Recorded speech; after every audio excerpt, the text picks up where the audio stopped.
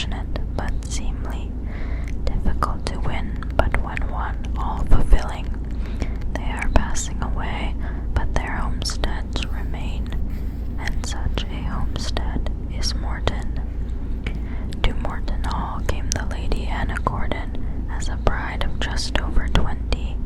She was lovely as only an Irish woman can be, having that in her bearing that betokened quiet pride, having that in her eyes that betokened great longing, having that in her body that betokened happy promise, the archetype of the very perfect woman whom creating God has found good. Sir Philip had met her away in County Clare, and Molly, the slim virgin thing, all chastity, and his wariness had flown to her bosom as a spent bird will fly to its nest, as indeed such a bird had once flown to her, she told him, taking refuge from the perils of a storm. Sir Philip was a tall man and exceedingly well-favored, but his charm lay less in feature than in a certain wide expression, a tolerant expression that might almost be called noble, and in something sad yet gallant in his deep-set hazel eyes. His chin, which was firm, was very slightly cleft, his forehead intellectual, his hair tinged with auburn, his wide-nostriled nose was indicative of temper. Not sure I agree with that, but his lips were well modeled and sensitive and ardent. They revealed him a dreamer and a lover. 29 when they had married, he had sown no few wild oats, yet Anna's true instinct made her trust him completely. Her guardian had disliked him, opposing the engagement, but in the end she had had her own way, and as things turned out, her choices had been happy, for seldom had two people loved more than they did. They loved with an ardor undiminished by time.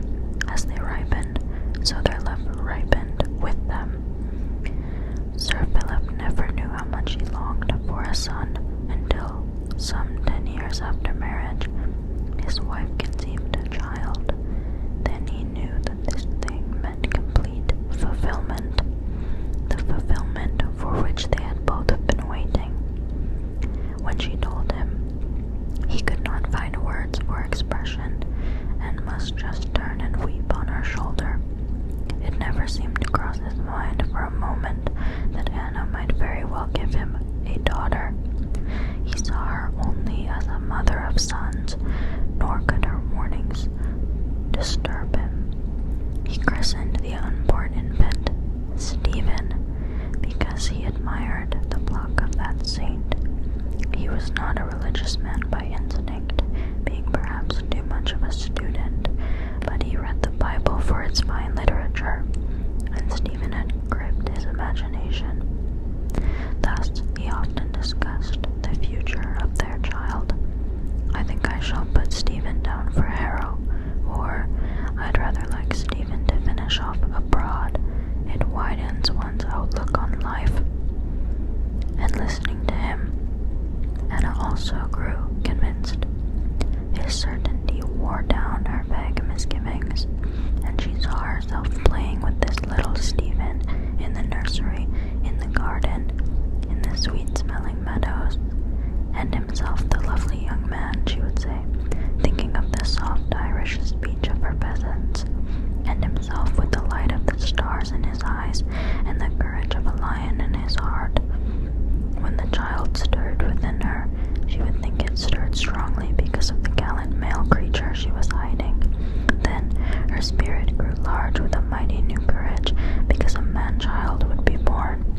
She would sit with her needlework dropped on her knees, while her eyes turned away from the long line of the hills that stretched beyond the Severn Valley.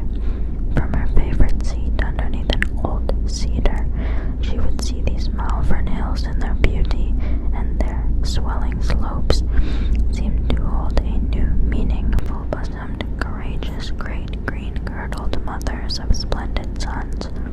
Thus, through all those summer months, she sat and watched the hills, and Sir Philip would sit with her.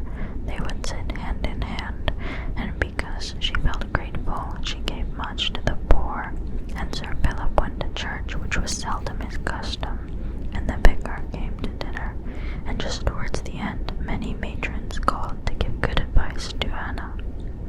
But man proposes, God disposes, and so it happened that on Christmas Eve, Anna Gordon was delivered of a daughter, a narrow-hipped, wide-shouldered little tadpole of a baby that yelled and yelled for 3 hours without ceasing, as though outraged to find itself ejected into life. Anna Gordon held her child to her breast, but she grieved while it drank, because of her man who had longed so much for a son, and seeing her grief, Sir Philip hid his chagrin, and he fondled the baby and examined its fingers. What a hand, he would say. Why, it's actually got nails on all its 10 fingers, little perfect pink nails. Then Anna would dry her eyes and caress it, kissing the tiny hand. He insisted on calling the infant Stephen, nay more, he would have it baptized by that name. We've called her Stephen so long, he told Anna, that I really can't see why we shouldn't go on. Anna felt doubtful, but Sir Philip was stubborn, as he could be at times over whims. The vicar said that it was rather unusual, so to mollify him, they must add female names. The child was baptized in the village church as Stephen, Maria, Olivia, Gertrude, well, 4 names, and she throve, seeming strong, and when her hair grew, it was seemed to be auburn like Sir Philip's. There was also a tiny cleft in her chin, so small just at first that it looked like a shadow, and after a while, when her eyes lost the blueness that is proper to puppies and other young things, Anna saw that her eyes were going to be hazel, and thought that their expression was her father's. On the whole, she was quite a well-behaved baby, owing, no doubt, to a fine constitution. Beyond that first energetic protest at birth, she had done very little howling. It was happy to have a baby at Morton, and the old house seemed to become more mellow as the child, growing fast now and learning to walk, staggered or stumbled or sprawled on the floors that had long known the ways of children. Sir Philip would come home, all muddy from hunting, and would rush into the nursery before pulling off his boots. Then down he would go on his hands and knees while Stephen clambered onto his back. Sir Philip would pretend to be well corned up, bucking and jumping and kicking wildly, so that Stephen must cling to his hair or his collar and thump him with hard little arrogant fists. Anna, attracted by the outlandish hubbub, would find them, and would point to the mud on the carpet. She would say, "Now, Philip, now, Stephen, that's enough, it's time for your tea," as though both of them were children. Then Sir Philip would reach up and disentangle Stephen, after which he would kiss Stephen's mother. Happy family. Don't put mud on the carpet. He's actually not a child. The son that they waited for seemed long a-coming. He had not arrived when Stephen was 7, nor had Anna produced other female offspring. Thus Stephen remained cock of the roost. It is doubtful if only one child is to be envied, for the only child is bound to become introspective, having no one of its own ilk in whom to confide. It is apt to confide in itself.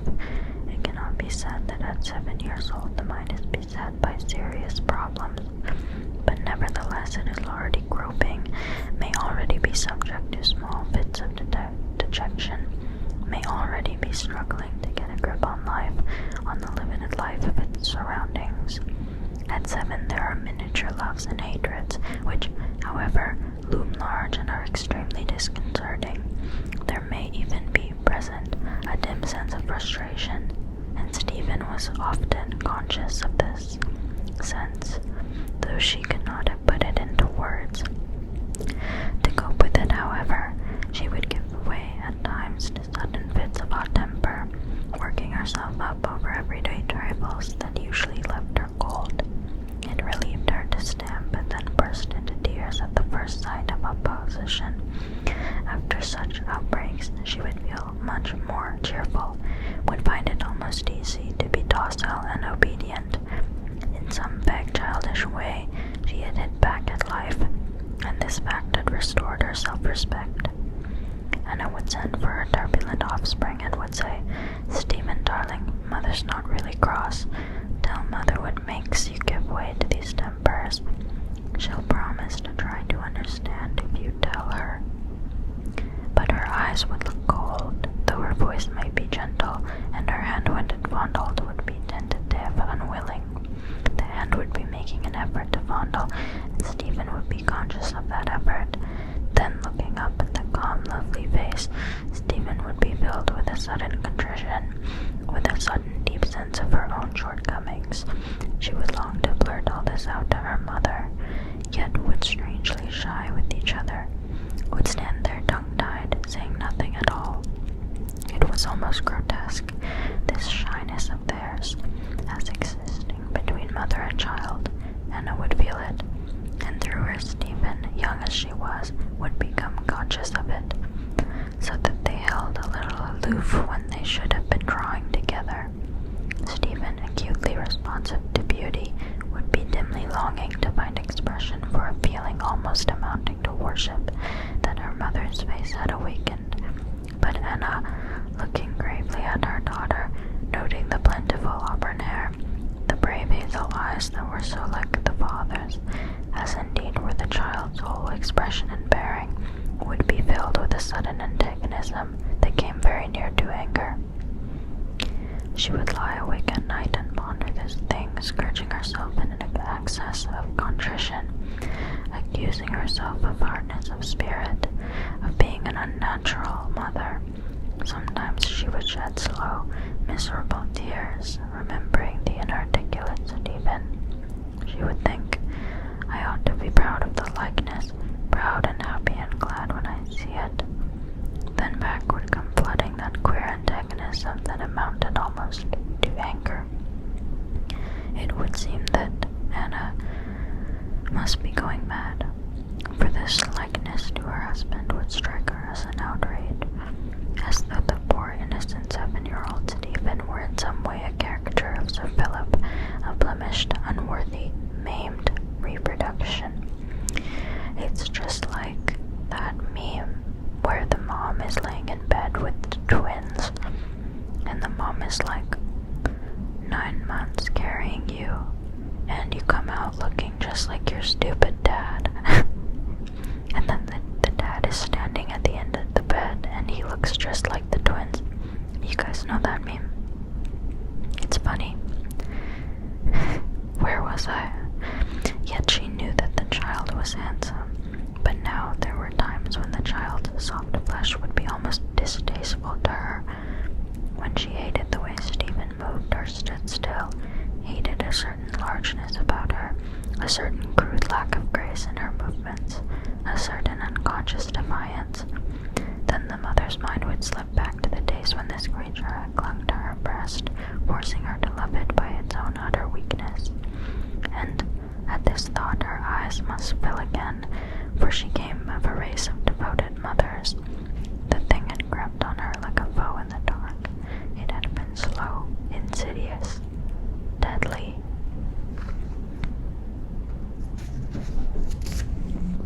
It had waved strong as Stephen herself had waxed strong, being part, in some way, of Stephen, restlessly tossing side to side, and accorded would pray for enlightenment and guidance, would pray that her husband might never suspect her feelings towards his child. All that she was and had been he knew. In all the world she had no other secret save this one most unnatural and monstrous injustice that was stronger than her will to destroy it. And Sir Philip loved Stephen. He idolized her. It was almost as though he divined, by instinct, that his daughter was being secretly defrauded, was bearing some unmerited burden. He never spoke to his wife of these things, yet watching them together she grew, daily, more certain that his love for the child held an element in it that was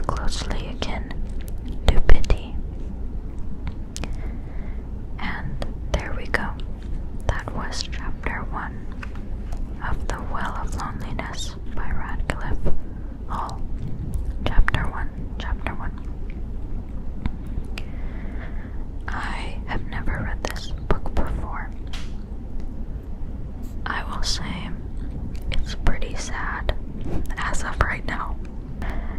That's a pretty sad first chapter about a family that doesn't really seem to unconditionally love their daughter. And it feels like before she was even born, they put her in a box. And I think this book is about her embracing that box and maybe carving out some armholes and a head hole and some, I don't know, adding some wings to it or something, cardboard wings, and transforming it into her own thing. I'm pretty sure that's what this book is about. So, there you go. If you enjoyed this first chapter of Radclyffe Hall's The Well of Loneliness, please let me know, and I will continue and read the second chapter for you all. Thank you so much for listening, and I hope you have a lovely, lovely night. Dream sweetly.